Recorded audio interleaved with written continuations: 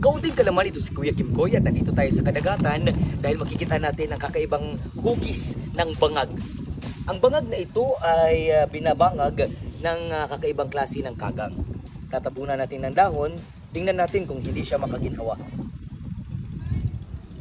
Ang mga kagang na kumukutkot sa ilalim ng yuta ay makakaginhawa dahil meron silang natatagong oxygen sa kanilang abdomen.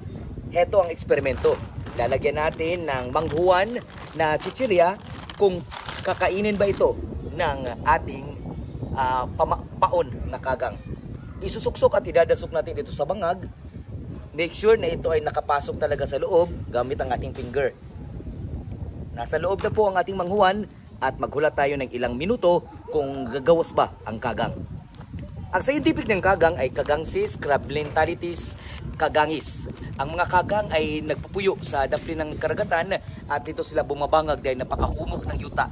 Pag nakita natin bugdo ang yuta at may bangag, yan po ay pamamahay ng mga kagang. Ito si Kuya Kim Koy para sa ating kaunting alaman.